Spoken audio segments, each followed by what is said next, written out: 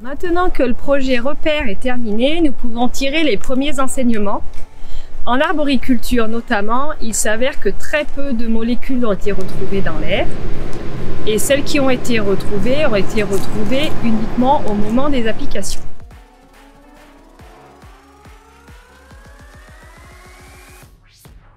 En tant qu'utilisateur et utilisateur content de l'appareil, quelques précisions sur la conception de la machine. Un fondamental pour nous qui au départ en fait était pas la priorité, la réduction des volumes. Cet appareil-là, et on a mis du temps à l'accepter, mais une machine qui est faite pour faire du bas volume. On avait l'habitude de travailler à 700 litres hectare. La machine est faite pour travailler à 350 litres hectare. On coupe les volumes en deux. C'est énorme. En tant qu'utilisateur, le gain de temps sur le remplissage est énorme. Sur une journée de traitement, on a vite fait de gagner beaucoup de temps par rapport au remplissage. Concernant l'entretien du matériel aussi, on est sur quelque chose de très simple. Il y a une toute petite pompe inox qui travaille à faible pression. On est à 1,5 kg, donc on a beaucoup moins de phénomènes d'usure, de phénomènes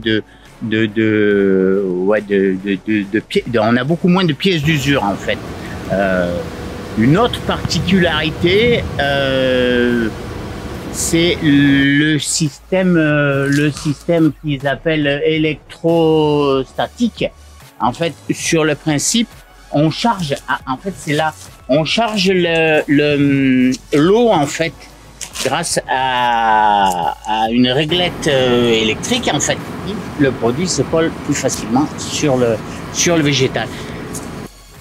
Une des caractéristiques aussi de l'appareil, c'est qu'on n'a plus de buse, on n'a plus de phénomène de bouchage, chose fréquente, surtout en agriculture biologique, quand on fait des argiles ou quand on a des produits un peu lourds spécifiques. Là, on a juste des éclateurs et en fait, on a un tuyau, un éclateur, plus de système de grille, de pré-filtre, de choses comme ça. On a un filtre sur la pompe, mais après, à l'arrière, sur la machine, on a plus de possibilité de bouchage. Alors nous, c'était une des règles de départ dans le cahier des charges. Il fallait qu'on roule à, attention, 8-9 km.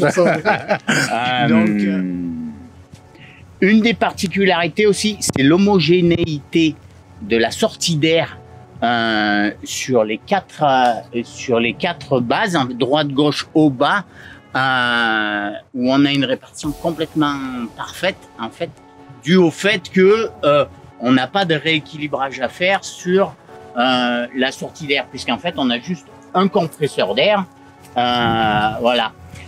Donc en arboriculture, nous avons plusieurs moyens pour limiter la dérive.